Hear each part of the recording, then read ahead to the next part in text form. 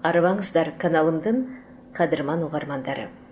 Кыргыз элинин белгилүү жазуучусу Кеңеш Жусуповдун Япония элестери очерки менен тааныштырууну улантабыз.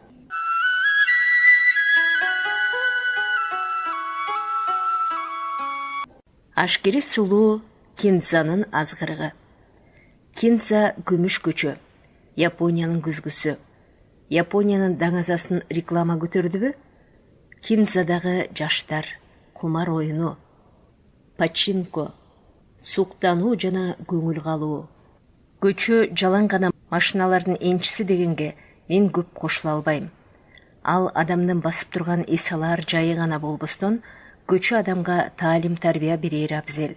Ар бир көчөнүн өзүнчө өзгөчөлүгү, кооздугу, адам эстээр элеси тийгизген таасири болот. Рас, көчөлөрдүн бири-бирине окшобогону өйүз бүйүзүндөгү тамдардын кудуреттерине жараша. Бейтааныш көчөдө баратып, ошол элдин архитектурасын, маданиятын, салтын, байлыгын, кыял жоругун, соода сатыгын, тиричилигин, этнографиясын деле көптү билесиң. Кыскасы, көчө деген ошол элдин жүзү жана тарыхы. Кинза деле атам замандан Токионун ушундай дарбааны Бапанга кеткен көчөсү. Аны дүйнөдөгү даңазалуу көчөлөргө салыштырат. Кинзаны көрдүңбү? Японияны баштатан билгендер жолоочудан биринчи ушинтип сурашат. Бейтааныш шаарга келгенде жолоочу атактуу Эли Арбын Кооз көчөсүнө баргысы келет эмеспи? Биз дагы бул адепти сактап, атайы жердин жети түбүнөн чоочун жерди, элди көрүп тааныйм деп далба сурган соң, Токиодо элден мурун Кинза көчөсүнө жөнөдүк. Кинзанын Европадагыдай тарыхый эстеликтерин деле көрө албайсыз. Атүгүл Кинзада үйлөр бири-бирине аябай кысылып турат. Ошентсе дагы Кинзанын башка көчөлөрдөн бөтөнчөлөнгөн адамды боюна тартаар сырдуу керемети бар. Аны көргөн гана билет. Кинза сейилдеп басуунун, сооданын, опсуз шаан шөкөттүн, кийимге сылаң короздонуунун, бекер поз короңдоп баскан жолоочулардын көчөсү дээр элем. Кинзада архитектуралык жагынан өзгөчөлөнгөн, бири-бирине түк окшобогон, эсте калар көрктүү тамдар көп. Көчөнүн боюнда суу куюлган олчойгон айнек челекте кооз балыктардын түрмөк түстөрү сүзүп жүрөт. Тегерегинде эл батпайт. Кайсы бир ресторандын лифтисине жаркылдап, өйдө ылдый жылганы алда кайдан көрүнөт. Кызыл тазылга боелгон жасалма чоң жер шаары глобус там үстүндө жай айланып, нечен түркүн жарык чачат. Оңбогон япондор Кинзаны түнкүсүн аземдүү кыздай жасантыптыр дейсиң. Ире-шире болгондо Кинзага сейилдеген эл жык жыйма. Ар бир үйдүн асты айнегинен көз тайган клуб, бар, ресторан. Европанын да, япондордун дагы кулакка жагымдуу музыкасы, кара чырактын жарыгындай үлдүрөгөн шам. Менсинген бай өлкөлөрдүн дүкөндөрү жамаатташ, түркүн дүйүм көрүү оокат. Бекеринен Кинзаны мурда акчалуу жай деп да атап келишпегендир. Бийик тамдардын тулку боюнда өйдө төмөн ойсоңдоп, ойкуп кайкыган, өчүп жанган иероглиф жазуулары. Жерден орун жок, колдон келсе япондор Токионун көк асманына дагы реклама коюп, тараткылары бар. Мен иштен ойлоп коем, Кинза неге мынча шөкөттөлүп кооздолгон? Бу элдин чебер өнөрүбү же түнкү азгырыктын ингланыбы?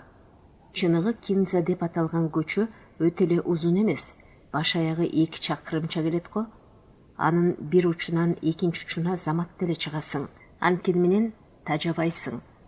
Кайра эл жаңы жарык, дүйнө жаңы. Арлаган сайын Кинзанын кызыгы четинен чууруп чыга баштайт. Аярлаңыз, кайсы бир жылаажындуу музыка чыккан үйдүн улагасындагы коюлган агыш электр сандыгында сары жөжө жаналы калбай чыйпылыктайт. Көрсө, биринде тоок союп тамак даярдаган атактуу ресторан экен. Кирсеңиз, эшик араандай ачык.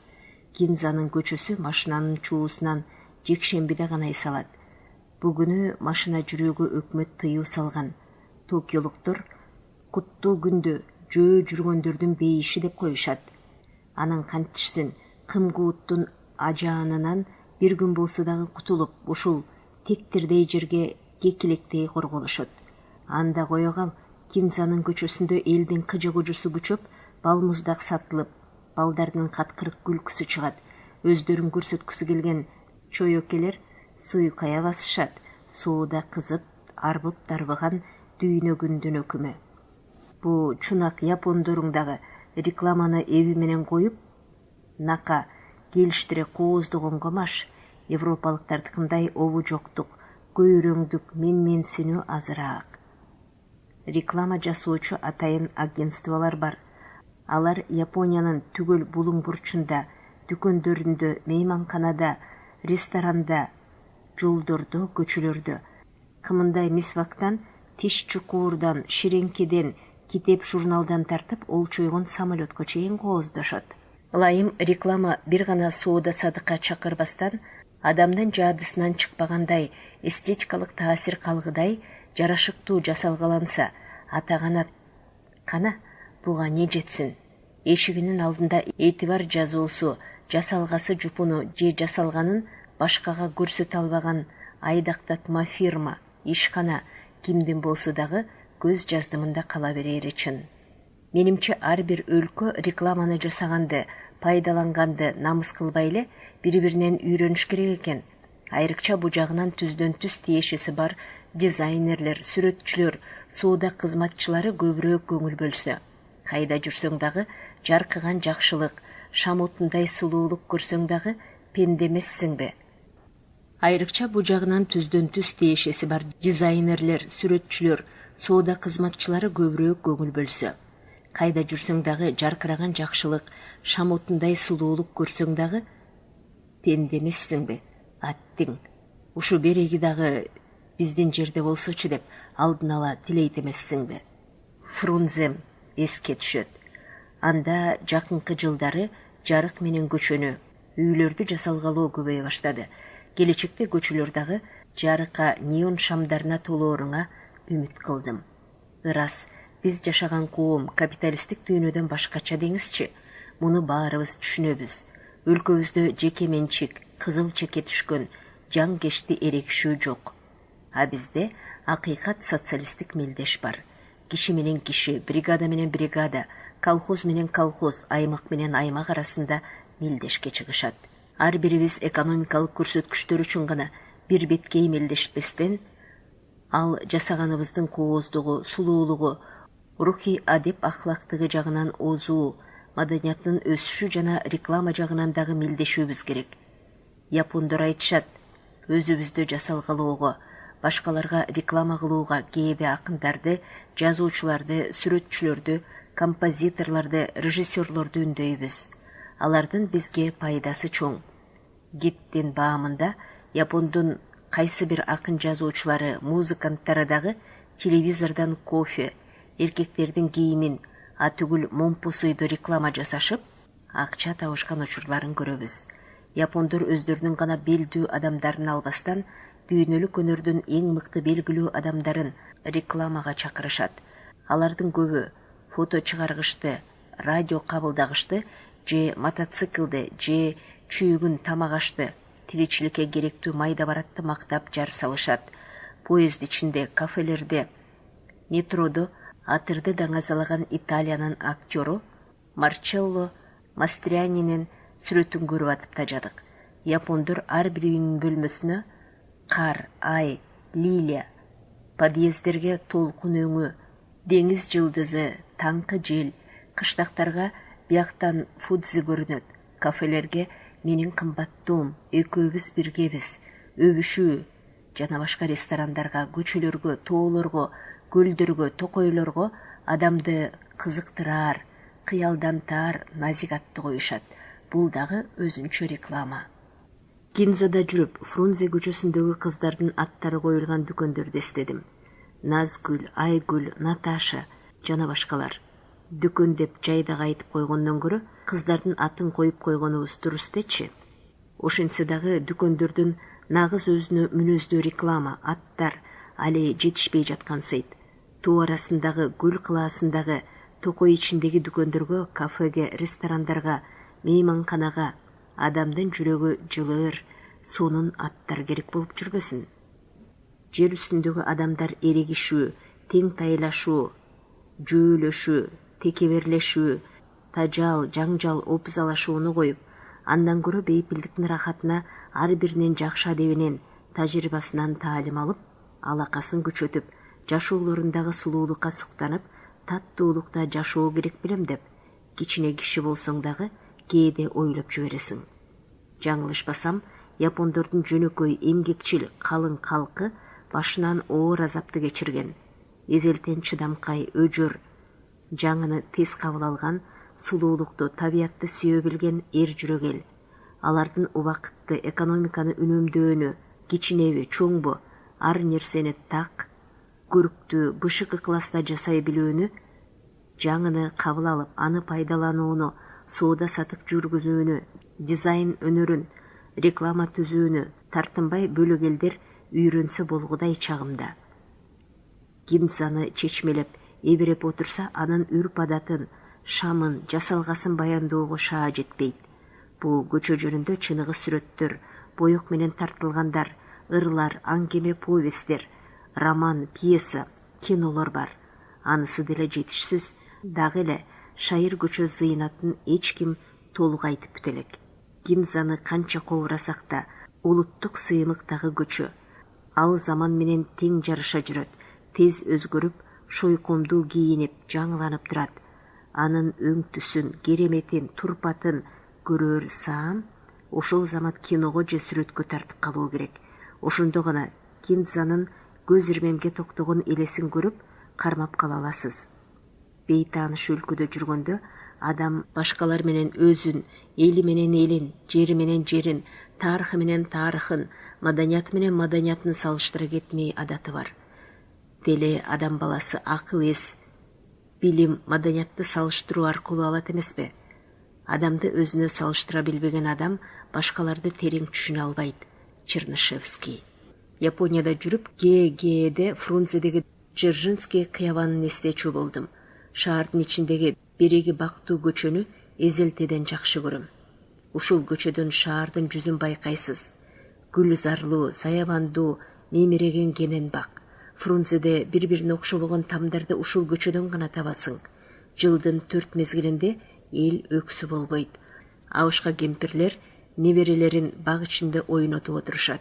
Сейилдеген жаштардын карааны үзүлбөйт.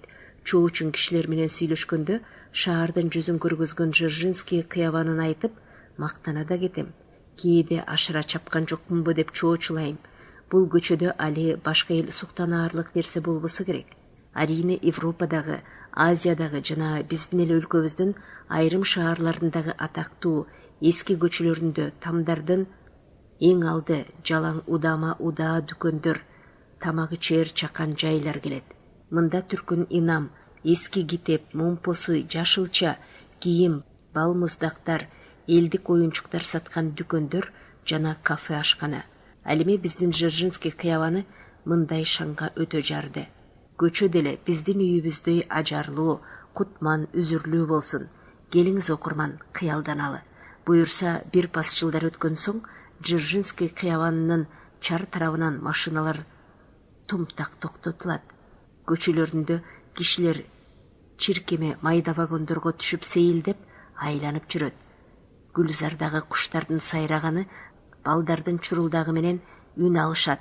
Ага дейре жол боюнда үйлөр дагы ченде жок саңгырап, бири-бирине окшобогон. Деле карап эле тургандай татынакай курулуп калаар ылайым. Мен Дзержинский кыябанынын келечектеги жоромолу менен тааныштым. А балким көчөнүн өйүз бүйүзүнө келиштире улуттук түс берип, өнөрдүн түрлөрү менен баптап кооздош керек. Бул биздин лаазым парзыбыз. Гинза көчөсүндө япондордун даңазалуу кабуки театры салынган. Башкы тамдардан жепирейип турса дагы улуттук архитектура менен кооздолуп салынган театр көзгө боорумду көрүндү. Жол баштоочубуз Тосико-сан бүгүн Кабук театрында атактуу актер Тамасабиро 7 ролду ойноп чыгат. Ошого барабыз деп кечки тамакты ичкиче алапайын таппады. Кыл алды колубузга кооз билет менен жандама кош барагын бирге берди. Анда Тамасабиронун гүлдүү, күлгүн, көк кимоночон жаркын сүрөтү түшүрүлүптүр. тараз бой, муңайым, ыймандуу киши экен. Чырымы жаш көрүнгөнү менен жашы барып калган. Ушу ажайып турушунда аял затындай боенуп жасанса, биттин наары билинбей тимеле жаш селки кылагыр карашта суйсаңдап чыга келип, аделе кылыктанганын, чыңкылдап сүйлөгөнүн кое кал. Берки барагында баралы келген таланттуу актердун аткарган ролдорунун тариздери. Ал эркектин да аялдын дагы ордуна жасанып алып аткара берет. Бүгүнкү кечте сахнага 7 ролдо чыгат. Тамасабира төбөсүнө чаштары кырылган самурай кебете кешпирине түрлөнүп көрүнөт имиш. Ошончодон Тасико-сандын шаштырганына камырабай, адатыбызча чоюлуп атып, оюн башталып калганда бардык дайындуу ордубузду таппай калган жаныбыз. Көрүүчүлөрдү бушайман түшүрбөйлүк деп бөлүнүп жарылып отурдук. Кутпа жактагы балкондогу кенен орундукка жалгыз отуруп калдым. Эмне кылмакмын, эми актер болууга туура келди. Жанымдагы япондорго сыр бербей, тил түшүнгөн кишидей сумсайып отуруп коем. Ылаажы жок, өзүм тилмеч болуп калдым. Тил билбесең, башка мусапырлык келиш бат эле. Болгону 3 ооз сөз билем. Коничива, саламатсызбы? Аригато, рахмат, дозо, куп болот. Аным да сахнадан айтылбаса, чөнтөгүмдөгү сөздүгүмдүн пайдасын бусаам көрбөдүм. Бир актылуу пьесалардан курулган оюн жүрүп жатты. Феодалдык Япониядагы кайсы бир сегундардын турмушунан уламыш. А бирок байтак кездеги оюнду көрүп жатсаң дагы көңүл кош болбойсуң. Театрдын өзүнө тарткан дабакөй кудурет күчү бар. Сахна жасалгасы кызыл-тазыл, нагыз табият сулуулугун алгандай. Бутактары аркайган, жадыраган сакура гүлү. Сахнада биздегидей оркестрдин белен орду жок экен.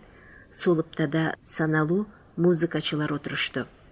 Оюндун ырчысы башка киши экен. Музыкачылар тарабында каргылдана, чыйылда күн менен безенет. Мунусу биз үчүн обонго деле окшошпогонсуду. Кээде басаңдаса, кээде күчөп, бирде сүйүнсө, бирде кайгыланат. Уккан адамды даарып кетет. Музыка ырчыны коштап атты. Сахнада артисттер биздин театрдагылардай сүйлөбөдү. Кез-кез наз үн катат. Ырдын коштоосу менен жагалдана басып бийлеп, пантомима жасашат. Ырчы катуу кыйкырса, ошого жараша артист бии менен кунага баткансып, өкүнүч кайгысын билгизип жаткансыды. Бизге мурдатан бейтааныш болгон менен театрдагы оюндун жүрүшүн, мазмунун, окуясын түшүнгөнсүп аттык. Театрды жеткире түшүнүш үчүн 4 жагын тең караш керек экен. Пьеса, музыка, сүрөт, скульптура жана башка. Кубакиде япондор байыртадан келаткан маданий салтты, калыптанган театр эрежелерин бузбай, аны ошол көрүнүшүндө, сахна коюлушунда сактап келатышат. Ал эми оюндун окуясын япондор алдын ала билишет экен. Ырас ар адам өзүнүн маданияты, акыл-эси, билими, рухий дүйнөсү, сезгич, сергектигине жараша кабукини көрө билет деңизчи. Залдын көрөрмандар ыптасы биздин театрдыкынан жапыс экен. А бирок эки капшыты чыгып, кенен сыягы ортурок ченде отурган элди аралап, сахнаны көздөй бийиктиги киши боюндай эндүү жол кетиптир. Көрсө япондор муну гүлдөрдүн жолу дейт экен. Ал жол менен артисттер сахнага өтүп атышты. Атактуу артист чыкканда япондор гүл ыргытканын көрдүк. Кубакиде пьесанын окуясынан да элден мурун эң оболу, мыкты актерго япондор көбүрөөк кызыгабы, көңүл бурабы деп калдым. Же сөзүн түшүнбөсөк, же өзүн айыра албасак, сөлөкөт фильм көргөн сүйм. Чанда бир кыйкырыктан же кол чабуудан улам. Тамасабира сахнага чыгып атканын түшүндүм. Кез-кезде мындайраак отурган улгайган эркек сахнада атактуу артист сүйлөгөндө бирдеме деп кыйкырып ийип атты. Мындай үн оюн бүткөнчө ар кайсы жерден анда-санда чыгып турду. Менимче мунусу кыргыздар оюн көрүп атканда, же манасты укканда, же түрмөчү ырдаганда бали деп сүрөгөн сыяктуу кеп окшойт. Залдагылар сүрөөнгө эреүн терөөн албай кайдыгер. Кээде сахнада оюн жүрүп жаткан маалда капыл жерден ныл кийинген караандар мышыктай уурданып чыгып калышат. Алардын өңдөрү көрүнбөй сахнаны ачып жаап, же актерлорго кийим кийгизип, же чечингенге жардам берип, же алдына үстөл тартып, же тепкич кое калып, кайра бат эле жылып жок болот. Булар дагы актербу деп кийин сураштырсам, жөн эле актерлорго кол кабыш кылган нөкөр түспөл жардамчылар экен. Ал пьесага каарман да эмес. Бу нөкөр карагандарга япондор көнүп калышкан. Назар салбайт. Кубаки театрынын тагдыры да кызык. Бирде дарбааны гүлдү журтка тарап, бирде солгун тартып 17-кылымдан бери жашап келатат. Кубаки жеринен нукура элдик өнөрдөн жаралган. Адегенде элдик бей ырлар аткарылып, бара-бара драматургиясы, окуясы өөрчүдү. Кубакини эң алгачы ылгый аялдар баштаптыр. 30 жыл өткөндөн кийин эл ичине ыкбалы кеңири тарап кадыр өстү. Аялдар жамаатташ, коңшу колоң шаарларга чейин барышчу болду.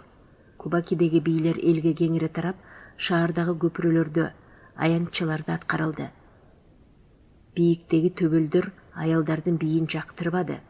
Алар аялдар жел таман болуп кетишти, адепсиз шойкулукка барышат экен дешип, оюн коюуга, катыштырууга тумтак тыюу салышкан. Мындай 350 жылдан бери ошол мыйзам түшпөй келатат. Кабуки театрында эркектер гана ролду ойношот, аялдардын ролун эркектер аткарышат.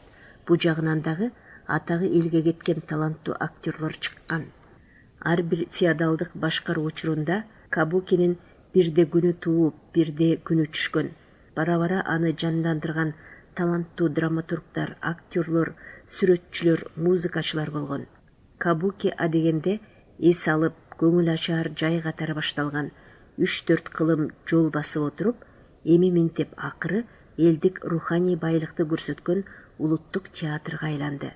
Ушу күндө Кабуки Япон элине эстетикалык кумар берип, байыртадан бери келаткан театр маданиятынын жакшы салттарын, чеберчилигин камтып келет.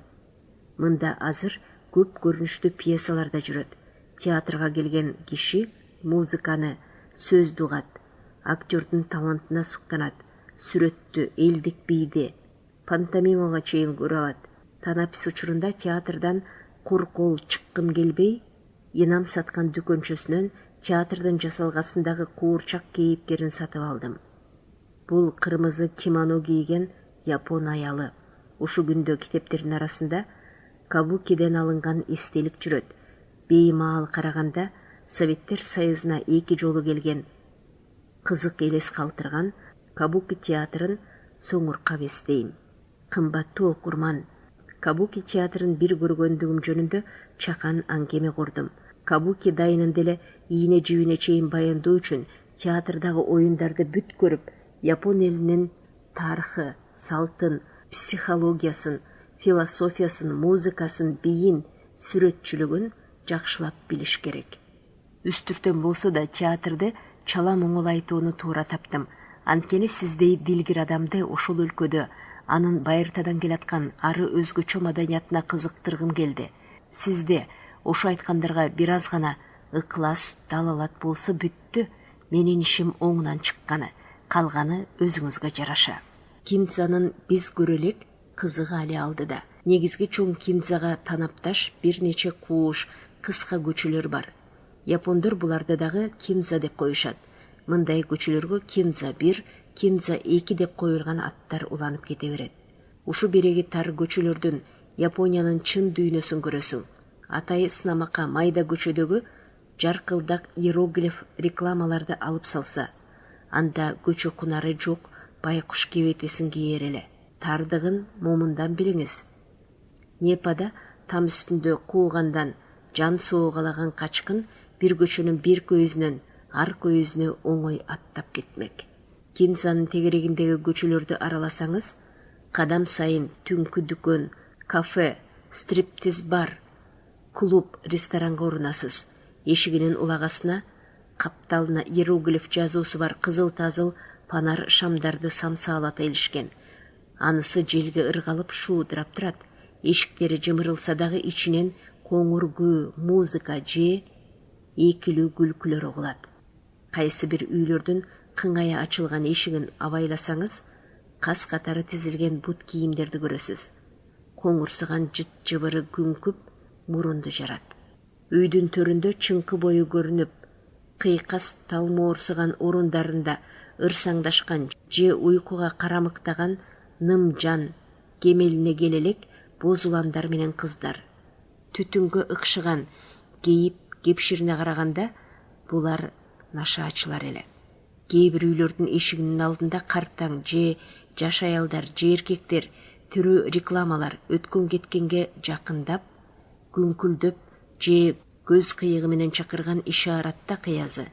Тар көчөлөрдөгү айрым үйлөрдөн кезек-кезеги менен европалыктарча же кызыл-тазыл кимоно кийген топ кыздар шатырап чыга калышат. Көрсө алар адет боюнча өздөрүнүн кызымтал эркектери менен беш бүктөлө ийилишип, жапырт үн ката бирдеме деп айтышып, наздана коштошуп жатышыптыр.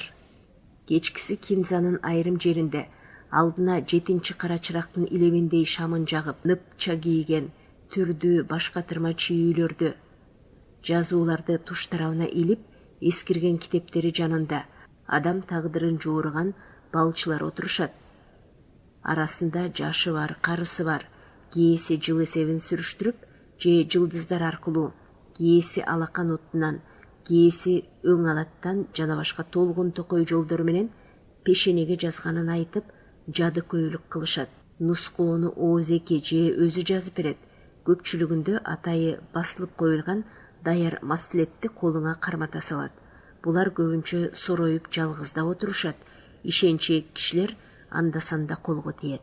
Биз мындай тагдырды айтып коёр нускоочуларды Кинзадан гана эмес, Япониянын башка шаарларынан, ибадатканаларынан жолуктурдук. Ар кимисинин жуургандары ар башка. Кээси чымчык менен кагаз сууруп чыгат. Кагазда сенин тагдырың айтылган. Кайсы бир ибадатканалардын жанындагы жыгаштын бутактарына кагаздарды салбырата илип ташташыптыр. Көрсө келечекте тагдыры оңунан чыгып, тилеги кабыл келген кургур кагазын бак келип кетиптир. Тилеги кабыл болбогондордун кагазы додолонуп бурчта үйүлүү жатат. Биз тагдырды кызыкчылыкка автоматка жоорутуп көрдүк. Киотодогу ибадатканада автоматка тыйын салсак, алакан отундай барак серпилип чыкты. Китке которгун десек, ал жолуңар болот экен деп күлүп тим болду. Мындай накыл кепти Фрунзенин көчөсүндөгү келемиш чычкан кармаган аялдын кагазынан деле окутуп алат элек. Ар кайсы караңгыраак көчөнүн бурчунда кол арабанын туш тарабын үлбүрөк-чүпүрөк менен калкалап, оту күйгөн мештеги ысык ашты сатып жатышат. Мында шашкан адам көчөдө башын гана катып, тикесинен туруп эле бир аз ийенге заматта жарытпаган ысык күрүч боткону жалмалап алып жолго түшөт. Токиодо Кинза районуна түспөлдөш башка дагы 50дөй район бар. Андай жерлерде сөзсүз жумуш таппагандар, согуштун майыптары, абышка кемпирлер, баңгилер, наркомандар, үй жайсыздар, шиктирлер күн өткөрүшөт. Мындай аймакта ыпластык, жакырчылык, кылмыш жасоо, мараз оорусу өкүм сүрөт. Японияда эсепкөйлөрдүн санагында ар бир мүнөттө бирден оор кылмыш жасалат. Өз жанын кыйгандар бар. Өзүн мерт кылууда дүйнөдө япондор биринчи орунду ээлейт экен. Мындай жугуштуу дартка ылгый жаштар болуп кетишти. Азыркы кезде Японияда теңирден тескери аттары бар дарданкүү жаштардын маркалаш тобу көбөйдү. Бул батыштан, Америкадан жуккан ылаң. Ол ырыс кесер шумпайлардын атын карагыла. Битниктер, хипстер, битлдер, Новозеландиядан келгендер, хиппилер жана башкалар. Берегиге жергиликтүү гангстерлерди кошпогондогу сушу. Бу дини караларга эч өлчөө, кысап, абийир, нарк шарапаты жок, кай үмүт немелер каалаганын жасап, бүлүк түшүрүп кете беришет. Капиталисттик дүйнөнүн жашоосу токойдогу жырткычтардыкындай, ким күчтүүнүн доораны сүрөт. Мажүрөөлөргө, тазаларга бул жерде орун болбойт. Ошондуктан кембагал, жөнөкөй, таза мээнеткечтер ар бир күнү, ар бир саатта жокчулуктан, жумушсуздуктан, бөөдө кырсыктан коркуп жашашат. Дайыма жүрөгү титиреп, коркок адамдын рухий дүйнөсү байымак беле? Андай жерде адамдын боорукердиги, адамгерчилиги, ыйманы аз болот. Мындай кордукту жаштар баштарынан биринчи өткөрүшөт. Алардын үлүшү, идеалы жок, бейинсап, дейди, кыялдары жээктеги ташка чабылган жыгач кайыкка окшоп калган. Таламандын чак түшүндө Гинзанын кууш көчөлөрүнөн түш сыяктуу бир кызыкты көрүп калдык. Муну айтпай коюуга болбойт эми. 2 кыз, 2 эркек келатты. Баарысы тең жер үстүнөн издешпей табышкан ийнеликтей ичке, шуңкуйган сүлдөр эле. Кыздары шайтан баскырлар. Кудайдын ысык күнүндө бийик шиш такалуу өтүкчөн, этеги кыпкыска көйнөк кийиптир. Эркектериң да шорто келер, тигилерден 5 бетер. Чаштары кыздарыныкынан узун, ийиндерине түшөт. Көйнөк кечилеринин ар кайсы жеринен денелери кызаңдап жүрөт. Өтүктөрүнө дагы, көйнөктөрүнө дагы баарысы самсаалак бирдемелерди байланган жана ар кайсы жерин жүрөккө окшоштуруп атайы оюп коюшкан. Берегилерди кандай деп атасаңар өзүңөр билгиле. Мага десеңер иблис дегиле. Азгырык ачкүсөн десеңер дагы куп жарашат, жаңылбайсыңар. Мындай кудай аткырларды мурдадагы Дидар Кайып Римдин көчөлөрүнөн 70-жылдардын башында биринчи көргөндө айраң таң калганбыз. Андалар битниктерибиз дешип дүйнө безип жүргөндөр эле.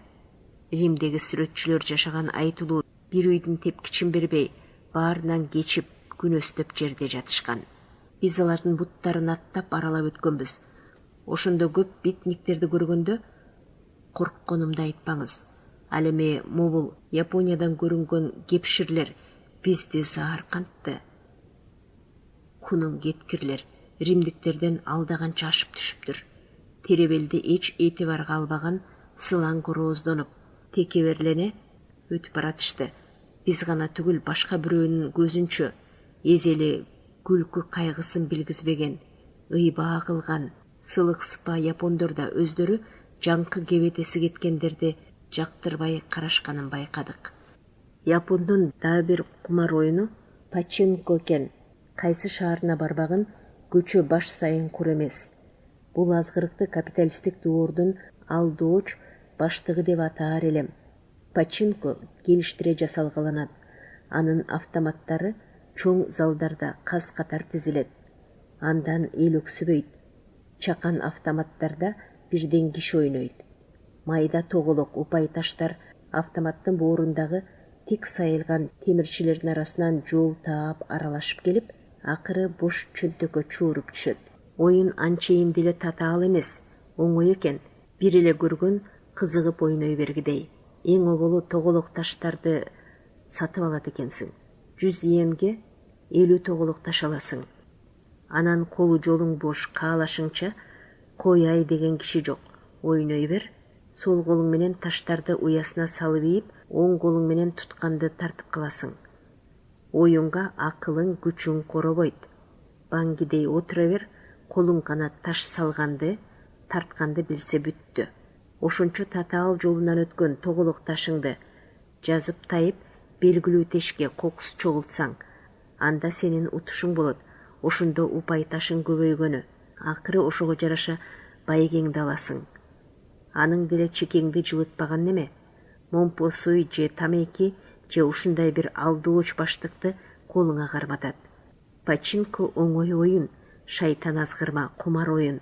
Убакытты да, өмүрдү да карап туруп, колуңдан уттурасың. Аны өзүң билбей каласың. Ойлонууга сенде убакыт жок. Адам өзүнүн укугун, мезгилин, рухий дүйнөсүн ойлонбосо, кимге нап? Капиталист төбөлдөрдүн көксөгөнү болсо ушул. Карачы өлкөдө 10 миңдей пачинко ойноочу жайлар бар. Социологдордун айтуусуна караганда япондор эс алуунун 3/1 убактысын ушул балекетке коротушат эмиш. А биз япондорду жеринен убакытка сараң караган, сарамжал, так калк дечелек. Пачинконун бейсболун жыйнаганын көргөн соң, дээрлик капиталисттик дүйнөдө адамдар өздөрүн же бирин-бири алдап, азгырышкан не бир айла кыйпыны, азгырыктарды табаарына көз жетти. Тилегени эптеп эле күн көрүп, бирин бири алдаса, азгырса, алып жутса. Эми ал алданган байкуш менен эч кимдин иши жок, куржалак аңгекке түшкөндөй болот. Жардамга адамды чакырат, ага эч ким боор ачып, жардамга келип колун сунбайт.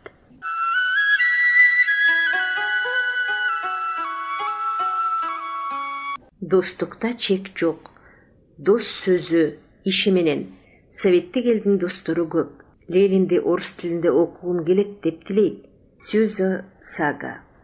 Японияда жаштардын баары кылка бузулду деген жерибиз жок. Япониядагы азыркы жаштар менен 40-50 жылдардагы жаштардын жана идеялардын арасында айырмачылыгы асман менен жердей. Азыркы жаштар мурдагы муундун каталарын оңдогусу келишет. Алардын көпчүлүгү маданияттуу, билимдүү, достукка туруктуу, адил ойдогу жаштар. Япониядагы алдыңкы жаштар капиталисттик коомдун маданий, экономикалык жана социалдык жагынан өзгөрүшүн тилейт. Дүйнөлүк согуш коркунучуна каршы, жер үстүндө бейпилдиктин болушун каалашат. Совет өлкөсүнө каршы империализмдин жалган үгүт ушагына ишенбеген жаштар СССР менен Япониянын ортосундагы кошуналык ынтымакты, бири-бирин сыйлоону көздөшөт. Эл аралык мамиленин оңолушуна аракет кылышат. Биз туз буйруп, андай жаштардын айрымдары менен жолугуп жүздөштүк. Сөзүбүз супсак болбосун деп далил келтирейин. Япониядагы айрым жаштар орус тилин үйрөнүүгө, Совет элинин жашоосун, дилин, жаңылыгын билүүгө өтө эле дилгер. Япониядан кайтаарга чукул советтик адамдар Япон-Совет достук коомунун мүчөлөрү менен Токиодогу орус тилин үйрөнүү институтунда жолугуштук. Бул институт ошо коомдун демилгеси, күчү менен шарапаттуу иштер жүргүзүлүп жатат. Ушу күндө Япон-Совет коомунун мүчөлөрү көбөйдү. 10 миңден ашык. Алар Япониянын бүт булуң бурчунда. Токиодогудай жер кунунун кымбаттыгы кайда болсун? Ошо жапага карабай, орус тилин үйрөнүү институтуна коомдун айрым март жолдоштору жер беришкен. Институт Токионун чет жагында, кабат тамдардын арасынан бөлүнүп, өйдө чыгып турат. 1949 жылы экинчи дүйнөлүк согушта жапа чеккен адамдар институтту уюштурушкан. Алар согушту жек көрүп, достукту бийик көтөргөн адамдар эле. Жер үстүндө биринчи космоска барган Юрий Гагарин учуп чыкканда институтта миңдей студент окуган. Жылына 900дөй киши бүтөт. Орус тили деген журнал чыгарышат. Япония СССР коомунун кызматкерлери институттун мугалимдери менен астейдил сүйлөшүп, институтту кыдырып көргөн соң, япон жаштарынын демилгеси, илгери үмүтү чоң экендигине накта ынандык. Институтта тил үйрөнүүгө каалагандай шарттар түзүлгөн. Китепкана, магнитофон, патефон табактары, телевизор, жаңы отургучтар, кино залы бар. Биздин өкмөтүбүз институтка жардамын аябайт. Орус тилин үйрөнүүгө ынтызар япон жаштары чай кайнатым убактысы болсо да, Советтер Союзунан барган адамдар менен эки ооз сөз болсо да сүйлөшүп калууга, тил үйрөнүүгө кумарланышат. Адегенде Нагояны, андагы жаштардан баштайын. Японияда жол жүргөнгө супер экспресстер оң экен. Түшсөң ылдам жүрөт. Айрым талааларда 3-4 кабат үйдүн бийиктигиндей бетон мамылар орнотулуп, экспресске жол салып атышат. Киотодон Нагояга чейинки жол анчейин деле узак эместей. 150 чакырымдай көрүндү. Супер экспрессте 1 саатка жетпей келесиң. Экспрессиң балейдей түз жүрчү эмекен, орто эсеп менен саатына 200 чакырымдан кемитпейт. Жип-жибетип артта калган жол боюнда машиналардын додолоно үймөлөнгөн көрүстөнүн, күрү чеккен тектир талаадагы караандарды, жалгыз жарым даракты, куштарды, күрүч арасынан үркүткөн каракчынын чанда бир сөлдөрүн, тамдарынын үстүн кызылдап жапкан айылды, кооз, сулуу өрөөндөрдү, тешкен тоолорду, түтүнгө басылган шаарды, чай өстүргөн тектирлер, гүлдү, апельсин, мандарин тоолорун көрүп отурабыз. Чулоо жер жок. Апыртканда талпак салып эс алгыдай бош жер чыкпайт го чиркин. Нагояда жаңы Нагоя. Нью-Нагоя мейманканасына токтодук. Бийик залкар мейманкана. Алдынан супер экспресс өтөт. Мейманканага салт киребиз. Жүктөрүбүз автобуста калат. Биз мунасип ачкычты алып, лифт менен бөлмөбүзгө жогору чыкканча жүктөрүбүз өзүбүздөн мурда барып улагада туруп калат. Кайсы жерде болбойлу. Жаткан бөлмөбүздөгү керебеттин жанындагы тумбочканын тарткычтарынан англис тилинде буддизм канондорун же Библия китебин көрүп калабыз. Советтик жолоочуларды сынаганыбы же жакшы ниетте коюшканыбы же китепти дагы мейманкананын акчасына кошуу аларга салт болуп калганбы? Айтор ажурукадагы баш катырбадык. Мейманкананын 9-кабатында балконуна кичине көлчүктү жасап, жака белине жайыгышы өңөчпөгөн нукур бактарды өстүрүп койгон. Мейманкананын имаратында түркүн дүкөндөр, универмагдар, ресторандар, мончо, бар, бий залы, бассейн бар эле. Көптөн тилеген китеп дүкөнүн таптым. Бир өкүнгөнүм, убактыбыз тар эле. Жакшылап көргөнгө чолоо болбоду. Гид дүкөндү көрсөтүп коюп, шашкан тейден кетти. Бизди дагы шаштырды. Айтмакчы, китеп дүкөндө кымбат, а китепти кооздоп чыгаруу маданияты өтө жогору. Эсепчилердин айтуусунда Япония дүйнөдөгү китепти көп чыгарган өлкөлөрдүн катарына кирет. Андагы Лениндин, Толстойдун, Достоевскийдин, Чеховдун, Горкийдин жана башкалардын толук жыйнактарын чыгарышкан. Советтик белгилүү жазуучулардын чыгармалары, анын ичинде кыргыз жазуучусу Чыңгыз Айтматовдун чыгармасы да отурулуптур. Гидибиз Тосико кыргыз жазуучусунун чыгармаларын япондор кызыгуу менен окуп жүргөндүгүн айтып берди. Буйрган экен, ушул мейманкананын дүкөнүнөн Япониядан эстелик болсун деп, Япон багы Икебана жөнүндө китепти жана атактуу сүрөтчүлөр Боттичелли, Пикассо, Модельяни, Утрилло, Дали, Шагал, Энсордун альбомдорун да сатып алдым. Эми ойлосом, ырас кылыптырмын.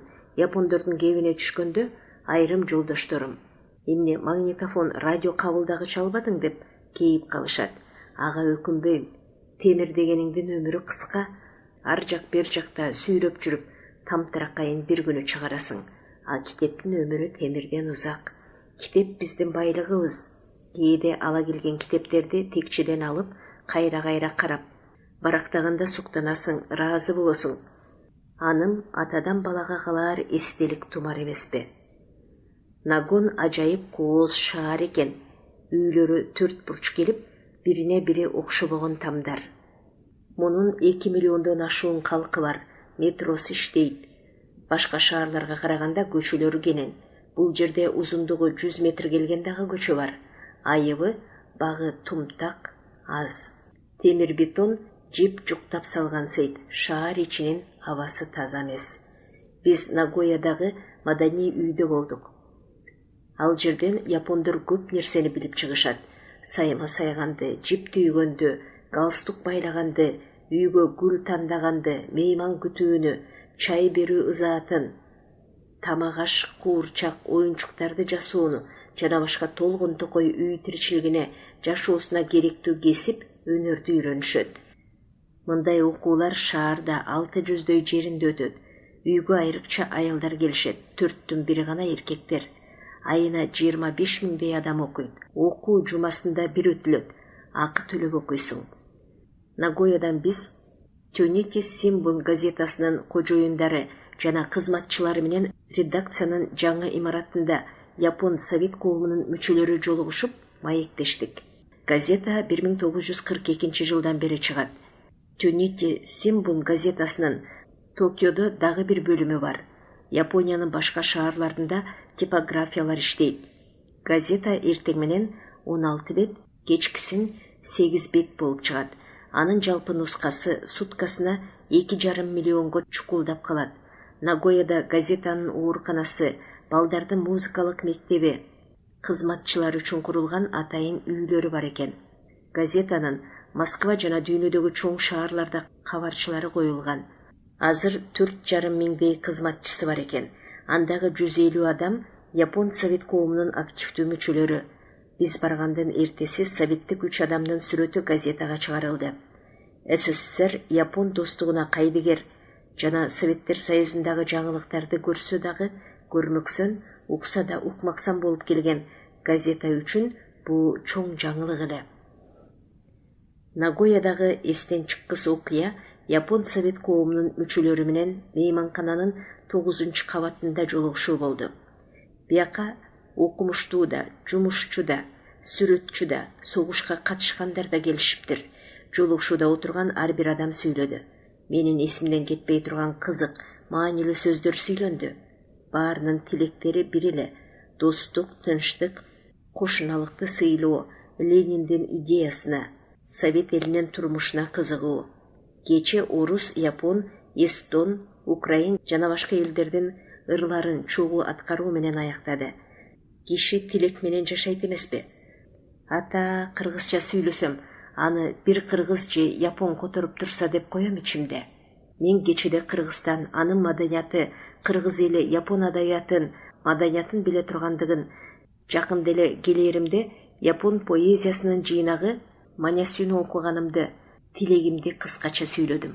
Мына эми ушул Нагоядагы Япон Совет коомунун өтө демилгелүү уюштуруучу ниети ак адамдарынын бири Баба жөнүндө айткым келди. Орто бойлуу, ымандуу жигит тамаша менен ылымдуу амандашты. Мени унутпасаңар, атым Баба. Кеп адамдын атында эмес, ички дүйнөсүндө. Баба Япон Совет коомунун кызматчысы. Биз качан сыртка чыкпайлы, мейманкананын алдында Баба күтүп отурчу. Ал биздин кайда бараар коерубузду алдын ала билер эле. Колунан фотоаппараты түшпөйт. Бир карасаң 40 дейсиң, а мүмкүн андан улуудур. Япондорго жаш ыйгаруудан жаңыласың. Алар чырымтал келишет. Эмнегедир чын жашынан алдаганча жаш көрүнөөрүн байкадык. Ал ак көңүл, жаркылдап кабак ачык, далил жигит.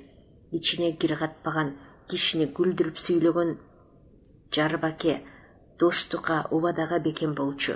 Анын бир гана айыбы убактысы өзүнө жетпеген эле. Ал кайдадыр шашып кетип, көпкө көздөн кайын болот. Анан бир кезде топ ичинен аламсаат суурулуп жетип келет.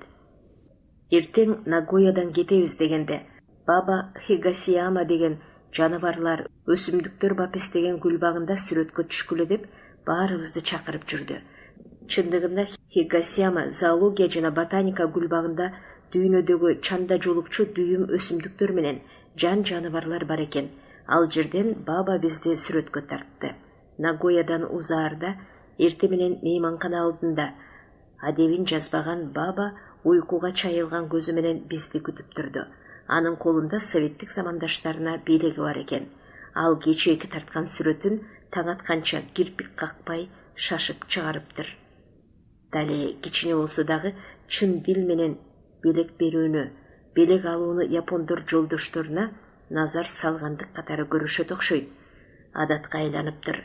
Баарынан бизге Бабанын кымбат белеги, анын ак пейил достугу, адамгерчилиги кайрыкер жүрөк эле.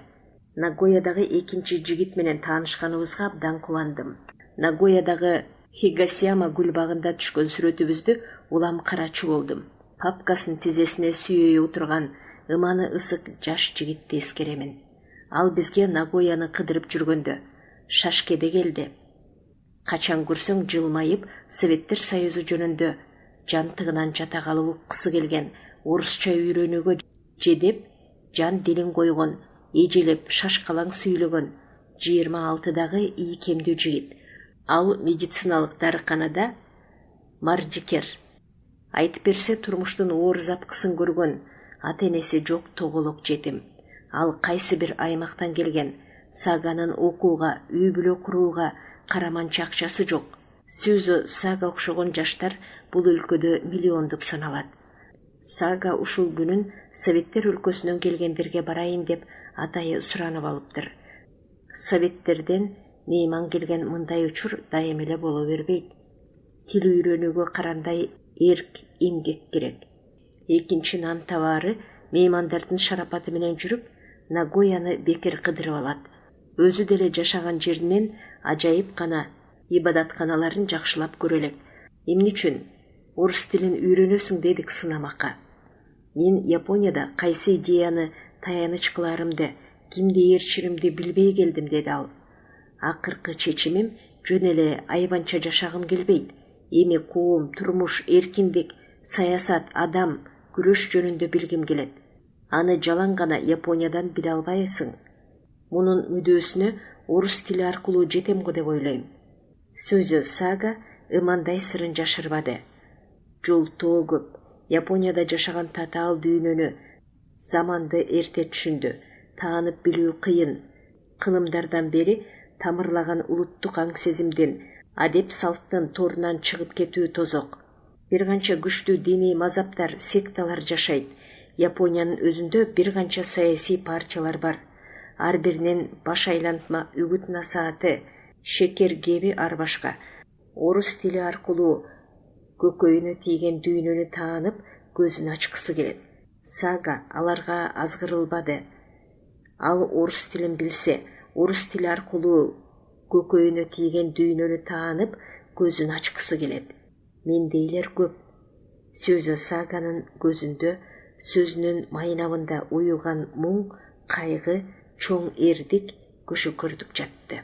Сага биз менен бир күн жүрсө да, биздин инибиздей, досубуздай ишенимге кирип кетти. Биз ага өзүбүздүн мекенден ала келген белектерибизди бергенче шаштык. Бул мамилебиз ага буура ачуу эмес, достук ишеними, аны түшүнүү эле. Менин бактым акыры ачылар, деди акырында Сага. Ал бул жерден япондорго мүнөздүү, иштен тымпыйып калгандыкты сактай албады. Ленинди окугум, коммунист болгум келет, деди. Сагага биз ыраазы элек. Сөзү Сага үмүт менен эле жашап калчу жигит көрүнбөйт. Ал өзүнүн турмушта ордун таап, күрөш менен жашагысы, акыйкатты тапкысы келген тал төөөндөй күрөшкө аттанчу жигит. Буюрса аны келечек көрсөтөт. Кеткенче Сагага биз орус тилин үйрөтсөк, ал бизге япон тилин үйрөтүп атты. Ал баарыбызга ыйбаа карап, ар жаңылган сөзгө каткырып калат. Ажырашаарда Сага чөнтөккө салып жүрөр, ачык күрөң тышы бар, кыскача япон-орус сөздүгүн Дайга Кусёренди мага белекке тартты. Сөздүктүн четине сөзү Сага деп орусча даана жазып койду. Анан төмөнкү сөздүн алдын сызып кирди. Дружба Юдзе. Кыргыздын карыялары айтып калышат.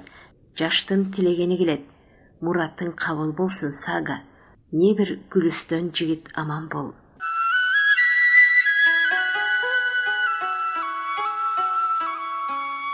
Аянычтуу тагдырлар. Тосико япон кызы. Гейше баяны. Японияда сулуулар ошончо көппү? Япон аялдарынын оор тагдыры. Япон жерине бут коёрубуз менен таанышканыбыздын бири Тосико Гото. Биздин тилмечибиз, жол баштоочубуз гид болду. Чамасы 40-тардын кырына барып калса дагы, чымыры жаш, өңү төстүү, жылдыздуу аял. Адеттеги япон аялдарындай пекен эмес, шыңга, найча бел. Тосика деген сөздүн мааниси шашма дегенди билгизет имиш. Япония жергесине саякат бүткөнчө бир канча күн Тосика менен эртели кеч бир поездде, экспрессте жана мейманканада, дүкөндө, деле башка жерлерде бирге жүрдүк. Далай жолу жөө жалаңдап бастык. Ал 20-чы кылымдын алдыңкы аялынан болсо дагы, дайыма адеп сактап, өзүнөн улуулардан ыйбаа кылып, алдыга баспай, эркектерге жол ыйгарып, сөзгө конок берип, жылмая салам айтат. Жоосунун жазбай ийилип коштошот. Япон аял экенин унутпай, не бир жароокер. А биз Тосико менен нелерди гана сүйлөшпөдүк. Адам деген кызыкпыз да. Байкуштан нелерди гана сурабадык. Тосико качан болсо да бир калыпта сөзгө кулак түрүп, көңүл калтырбай, сылык жууп кайтарат. Кийин ойлосом, аны аябай эле бейпайга салыппыз. Ал билбеген бейжай суроо сопкутту деле бере берген экенбиз. А кезде муну ойлобойсуң. Окурман, туз буйруп, сиз дагы Япон жергесине барсаңыз, жол баштоочунун ал жайын койбой, бизчилеп, алдан немелерди сурамаксыз. Бейтааныш жерде көзгө урунганды билгиңиз, түшүнгүңүз келет, ошончо шашма, ынтызар болосуз. Тосика жогорку окуу жайын бүткөн. Москвага дейре саякаттаган, дүйнөлүк жана орус адабиятын окуган, искусствого кызыккан маданияттуу аял. Тосиканын күйөөсү университетте иштейт. Боз улан уулу бар экен. Чынында кесиби боюнча япон тилинен адис. Токиодо кызмат табуу кыйын. Ал бара-бара орус тилине кызыгып, аны үйрөнүп тилмештикке ооду. Тосика азыр орус тилин кадимкидей саймедиреп биле элек, ошентсе дагы үйрөнүүгө өтө дилгир. Дилин таштап мээнеткеч. Анысын бирге жүргөндө көп байкадык. Мындай убайым япон аялынын тагдырына жазылса керек. Япон зайыбына сөз менен кайрылсаң, эркекке сылык жышаанда сый сыпат менен жароокер наздана жылмаят. Японияны жылмаюунун өлкөсү дээр элем. Адегенде очеркти ушундан баштасамбы деп ойлогом. Жаңыдан эле Ханеде аэропортунан кимисин гана карабагын, ак дидары жылмайган эле япондор көз көрүндү. Алар ар кайсы жерде уй-мүйүз тарта топтошуп жүргүнчүлөр менен баштарын ие коштошуп же тосуп алып атышты. Анан ошончо маанайы жаркын кишилердин арасында аргасыздан жылмаят экенсиз. Адегенде ичимден ойлодум эле, береги аэропортто коштошуп же жолугушуу маалындагы япондордун ашмалтай жылмаюусудур деп. Бара-бара япондордун жылмаюусун ойлонууга туура келди. Японияда айрыкча аял затынын жылмаюусу нукура элдик адетке, салтка биротоло айланыптыр. Башка бирөөлөр кабагыңдын бүркөлүшүн, закматын билбеши керек. Сен ага куп деп күлкү менен кубаныч үшүңдү гана ач. Адамдар кыска өмүрүндө бири-бирине кубаныч, күлкү алып келбесе качан? Эмнеге адамдар бири-бирине сус, кайдыгер боло берет? Эмне үчүн колдон келчү жакшылыгын катышат? А мүмкүн өздөрүнүн пешене ырыскысы, жылмаюу, күлкүсү менен адамдар башкаларга жакшылык жасап жүрбөсүн. Ансыз да жер бетинде жарыкчылык, жылмаюу, назиктик, күлкү, кубаныч жетпей атпайбы? Сүрөтчү Китагава Утаморонун сүрөттөрүн көргөн белеңиз? Ал япон аялдарынын нечен бир айжамал жүздөрүн, кылык жоругун мизилдете тарткан. Аялдар таш күзгүнү колдоруна алып, чачтарын сылашып, кылыктана жүл-жүйгөн көздөрү менен кылагыр карашат. Утаморонун чоң альбомун Киото шаарынан көргөн менен иемдин аздыгынан өкүнүп тим болдук. Чыныгы кимоночон аялдарды Токиодогу Аю Марусин ресторанынан көрүп, алардын колдорунан даам таттык.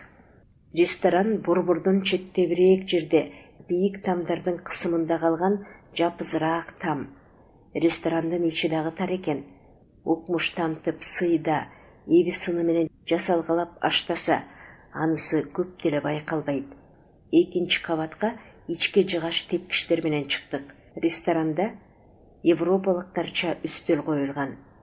Япондордун балыктан, крабтан мазалуу жасаган тамагын таталап атабыз. Дасторконду нечен түрдүү жашылча насиби, керамикадан жасалган чоң кичине табак, чын аяк, кээси эски, түстөрү башка-башка. Өз жерибизде болсо, өңчөй окшош гүлдүү япондун идиш аягын урунганды жакшы көрөбүз. Муну япондор билишет. Алар европалык ресторандарда башкалар үчүн гана ошондой окшош идиштерге наар беришет. Өздөрү, түсү, гүлдөрү да окшошпогон түркүн идиштерден тамак татканды ыйбаа көрүшөт экен. Кимоно кийген, жылмайган, аласа бойлуу аялдар бизге даам ташыйт. Кээси улагадан сагалап, кош таякча менен тамак жей албай аткан олдуксон жолоочуларга астыртан кылыя карап күлүп атышты. Арга жок, салт ошу, япондорчо жеп көрөлү. Раса чымырканып, таякча менен күрүчүлө баштайбыз. Аттиң бир тоголок күрүчүлөнбөй, таягыбыздын башы сорок деп куржалак чыгат. Колубузга эп келбеген ушу береги эки таякча менен япондор поездерде, ресторандарда, көчөлөрдө шыпылдата күрүчтөрдү илип жегенин көрдүк. Кайсы бир жолдоштор япондор учуп бараткан чымынды дагы ушул жуп таякчасы менен шарт кармап калат экен дегенине мына ошондо ишенсек деле болгудай. Аялдар балеттеги бийчилердей жылып, каалгай басып, идиш аяк кармалап, кайра билинбей чыгып атышты. Японияга келген соң аял заты көзгө көп урунду. Бу жерден бир Кудай бир зайыбын кечирсин. Ашкан айып күнөөбүз деле жок. Бар болгону көздүн сугун арттыра. Кыйыгы менен карадык. Бизде айып жок. Айып могул ач көздө болуп жатпайбы? Суулгур, кайда жүрсө дагы сулуу, куурчак окшогон эле аялдардын сөлдөрүнө кадалып туруп алса болобу? Анан өз көзүбүздү алаксытып алдай баштайбыз. Не болсо да баары бир өзүбүздүн кыздарга, аялдарга сулуулугу жетпейт го чиркен. Карачы япон аялдарын. Кээсинин бою пас, көздөрү бүтүк, буттары ийри, тиштери орсок. Азыркы жүз боёго жарашыктуу кийими, жылмаюусу көз сымбатын чыгарып коет экен. Биздин моймол көз кыздарга күлкү гана, жылмаюу, жылдыздуулугу гана жетишпейт болбосо. Канчалык айтсак да, көз кумкулак эмеспи? Болбойт, өжөр. Чындыгында канча күнөөкөр болбойлу деле Япония сулууларга карк сыяктанды. Биреги менин ачкан жаңылыгым же күрөгөштүгүм эмес, дүйнөнүн элинин көпчүлүгүнүн берген баамы. Биз Японияда жүргөндө телекомпания уюштурган дүйнөдөгү аялдардын ашкере сулуусун тандоо мелдеши жүрдү. Аны телевизордон кез-кез көрүп турдук. Буга далай өлкөдөн айымдар чакырылыптыр. Келген сулуулар телевизордон бой мүчөсүн, суйкайган ыйман жылдызын көрсөтмөккө ырдап бийлешти. Суроо сөзгө буйдалбай, жооп табышып, байгени алышка сыноо тозоктон өтүп жатышты. Мага негедир ошончодон япон кызынын сулуулугу анчейин жага бербеди. Япониядан андан ашкан көп сулууларды көрдүк эле. Сулууларды айтууга сөзүм жетпейт. Нотанын ырларын, дастанынан саптарды издейм. Аны коюп, кыргыз акындарынын эч кимисинин аялзат сулуулугу жөнүндө ырын эстей албай делдире отурамын. Мен бул аялдардан улам гейшелерди эстедим. Күн чыккан өлкөгө барган адамдар гейшелер жөнүндө илгертен кеп кылышат.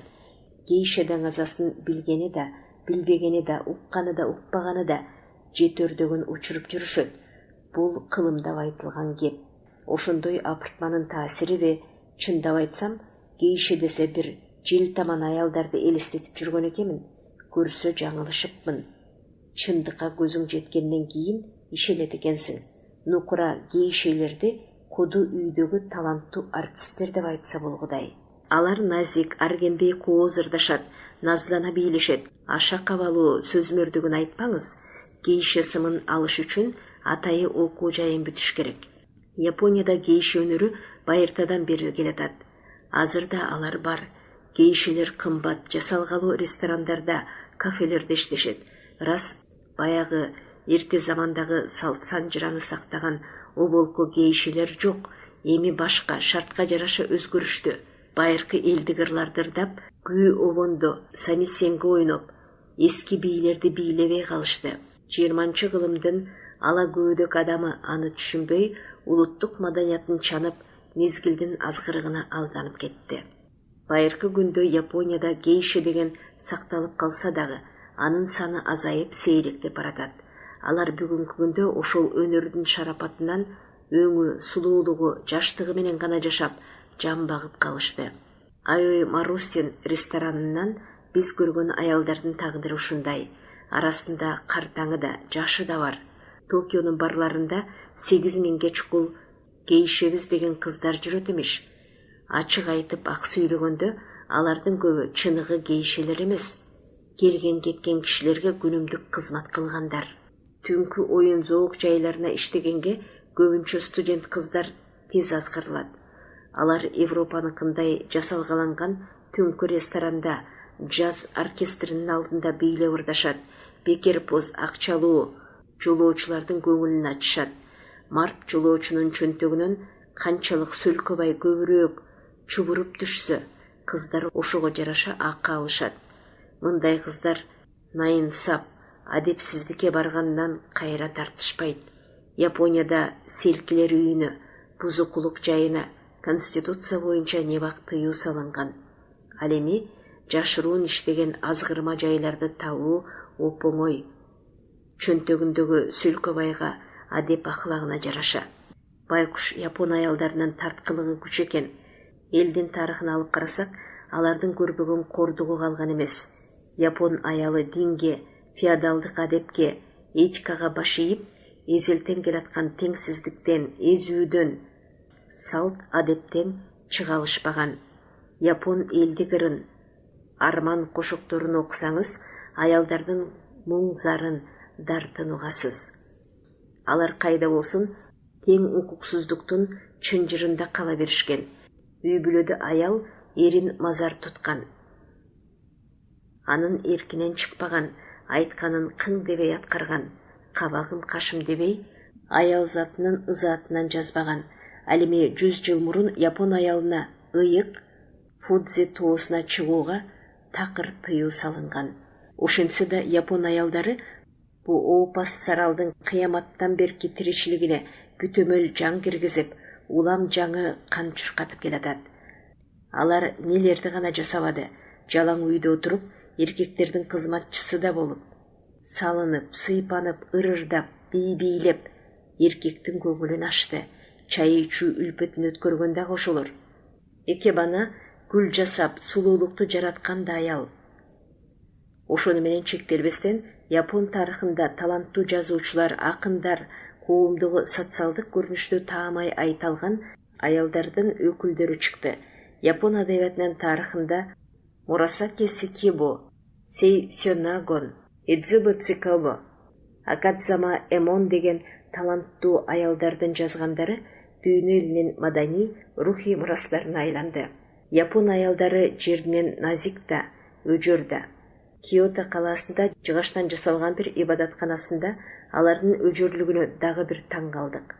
Ушул ибадаткананын жуун, суу жыгачтарын япон аялдары тоодон ташып келишкен. Алар өздөрүнүн чачтарынан аркан эшишип, устундарды ошо менен сүйрөп түшүшкөн.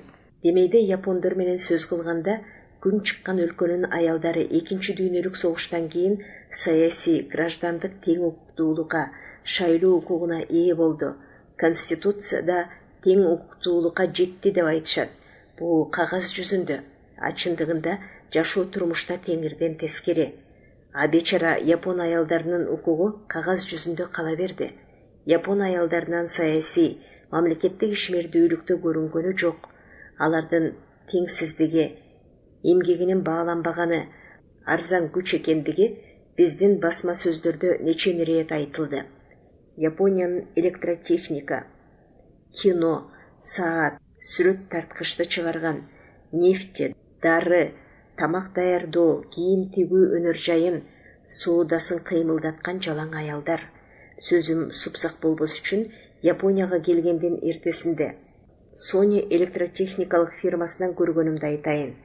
Sony фирмасы түркүн түстөгү кичине чоң телевизор, радио кабылдагычты өлкөгө жана бүткүл дүйнөгө чыгарат. Фирманын бөлүмдөрү Германияда, Англия менен Америка жана башка өлкөлөрдө бар. Анын Sony жөнүндө рекламаны Япониянын бардык жеринен окуйбуз. Дүйнөдөгү опсуз бай фирмалардын бири самолет, машина, кино жабдыгын, сөз жазгыч машинасын жасайт. Советтик адамдарды Sony фирмасынын өкүлү кабыл алып, заводду кыдыртып, айтчусын айтып жүрдү. Иштегендерге беймаал жолтоо болбос үчүн атайы айнектен тосмо жасалган. Сыйпалгырдыкы, мындай бөлүүнү зоопарктан көрсөңүз болот. Иштегендерге бара албайсың, үнүң дагы жетпейт. Фирмага 30-дан ашык жыл болуптур. А дегенде завод ачылганда 7-8 гана инженер иштеген. Заводдо ак кыпча кийген жаш кыздар узун жана кенен залда кырка отурушат. Алар автомат менен алдына жылып келген тетиктерди кол менен баптап же эриткич менен каңдап кийинкиге узатат. 1 мүнөт ишин кечеңдеди дегиче соңундагы иштер мөөнөт күтүп үйүлүп калат. Заматта иштин арымы кыйшаңдай түшөт. Ал эми ишиңде мүүн чыкса, анда шоруңдун катканы. Өл тирил бул арам дүйнөнүн сынагына зардап чыдаш керек. Мындагылар бөлөк бөтөн кишилерди кароого, ойлонууга дагы буямасы келбей, тирмее шакылдап жанталашат. Булар автомат кыздар сыяктуу. Фирманын ар түрдүү цехтерин кыдырдык. Көргөзмө залында фирманын жасап чыгаргандары менен тааныштык. Экраны 1 метрден ашкан телевизордон көрсөтүүнү дароо жазып алып, аны кайра эле коюп беришти. Мында чөнтүккө кымыраар радио кабылдагыч, кол сандыкка батаар тыпыйган телевизор бар эле. Sony фирмасындагылар 20 жашка чейинки модурайган кыздарды жумушка алганды жакшы көрүшөт. Кырчын курагында кыздардын зардесин, көз майын иблистей сыгып алышат. Курагырларга эркектерге караганда 2 эсе аз акы төлөшөт дагы, пайданы көбүрөөк табышат. Жашы 20дан өтө баштаса болду, кожоюндар ал кыздан кутулууну ойлой баштайт. Sony фирмасындагы аялдар турмушка чыкса же төрөсө дароо жумуштан бошотот. Көрсө кызматка киргенде кыз менен келишим ушундай бүтүлөт экен. Ушу күндө да техникалык бийик өсүшкө жетишкен Японияда дагы деле эркектердин арасында коомдук аң сезимдин артта калгандыгын, өткөндүн залдары жогола электигин жана мурдагы эле буржуазиялык калдыктар жашап келаткандыгын байкайсың. Эл кыйма чийме жүргөн жерлерде, автобуста же поездде аялга орун бошоткон сыпайыгерчиликти, көчөлөрдө эшиктерден өзүнөн мурун аялга жол берүү адебин, оор жүгүн колдон ала коюу кичпейилдигин көрсөткөн эркектерди аз байкадык. Адетте жолугушуу кечелерине аялдары менен бирге келген эркектерди дагы аз жолуктурдук. Японияда аялдардын тагдыры оор, түйшүгү айыкпас оору сыяктуу. Социалдык тең укуктуулукка жетүү үчүн Япониянын коммунисттери, прогрессивдүү уюмдар, аялдардын бирикмелери күрөш жүргүзүүдө.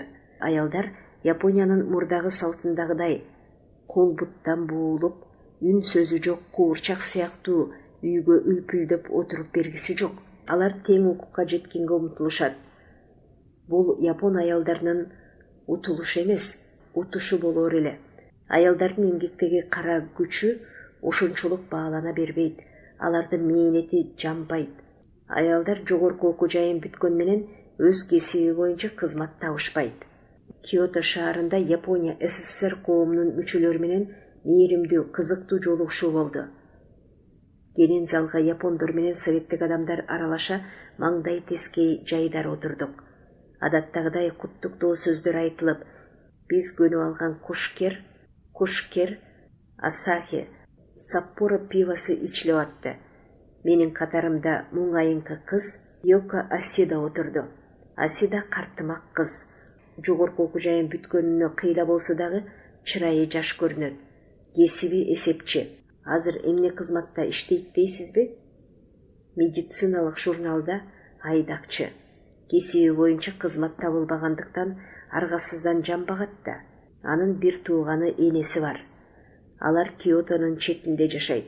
Асида Советтер Союзунан кишилер келди дегенин угуп, чарчаганына жолго кайыл болуп, жолугушууну дегдеп келиптир. Орус тилинде сүйлөшө алат. Асида мурда жаш кезинде, али апасы алдуу демдүү учурунда өзү жаңыдан иштеген кезде баарына кайыл болуп Советтер Союзуна барып келген. Ал СССРге барууга ушунчалык зар тилеп, тыйын чогулткан. Асида советтик элдердин боорукердиги, достугу, теңдиги жөнүндө баргандагы эскерүүлөрдү дип кое сүйлөп атты. Мен ага япон жазуучуларынын китеби орус тилинде көп экендигин, тургай кыргызча которулгандыгын айтып бердим. Советтер Союзу жөнүндө Японияда аз жазышат деди. Асида чындыкты моюнга ала. Мен сиздердин өлкө жөнүндө билбегениме уяламын. Жөнөкөй япон кызынын кемчиликти моюнга алышы ырас эмеспи? Деги эле Советтер Союзу жөнүндө элинин, саясатынын, маданиятынын ийгилигин, жаңылыгын япон басма сөздөрүндө аз жазышат. Берсе да жалаң ушак айынга ууп кетишет. Эми дагы СССРге барасыңбы дедим Асидадан. Асида ыймандай сырын жашырбады. Акчам жок. Биз унчукпадык. Улам турмуш оорлоп баратат. Кымбаттап кетти баары. Кичине акча топтосом көрө оокатка жетпейт. Кийинип ичиниш керек. Айрыкча аял кишиге кыйын. Асида туура айтат. Японияда аялдар эркек сыяктуу эле бирдей жумуш өтөсө дагы жарыбаган айлыга калышат. Ал эми дүйнөгө тараган япон буюмдарынын көбүн аялдар жасашкан. Япон капиталисттери аялдардын оңой арзан күчүнөн олжу тапканына тойтунушат. Япониядагы көчөдөн, кинодон, театрдан, телевизордон, ресторандардан көргөн аялдардын элестери эстен чыгып кетти. Андан көрө Япон советтик коомундагы жолугушкан жөнөкөй, ачык айрым аялдардын нур жүздөрү, боорукерлиги, мээр сөздөрү, шыңкылдак күлкүлөрү жадыбызда калды. Алар турмуштун убайымына, убакыттын тардыгына карабай, совет адамдары менен достошкону, баарлашканы келишкен. Нагоян университетинин алдынан бизди Юнокасан тосуп алды. Беттин наары жылдыздуу, бою тараз аял Совет өлкөсүндө болгон орусча билет, социология илими боюнча адис эле. Чакан кафедранын бурчунда Япон Совет коомунун мүчөлөрү менен жолугуштук. Негедир биздин сүйлөшүү маектерибиз дайыма алдыга, шыбага коюлган жайчылыкта жүрүп атты. Бул Японияда адатка айланыптыр. Аркы берки сөз арасында белек берилет. Бизге шыбагалаш болуп, катарда университеттин юридика боюнча илимий кызматкери Мими-сан отурду. Москвада болгон оор басырыктуу, каркыралуу жигит.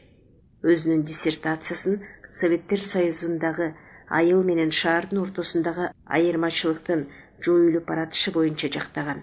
Мими-сан эмгегин жазуудан мурун Лениндин чыгармаларын көп окугандыгын, эмгекчил элдин улуу көсөмүнүн акылмандыгын жана анын эмгектерин бүткүл дүйнөдөгү элдер билээрин айтып отурду.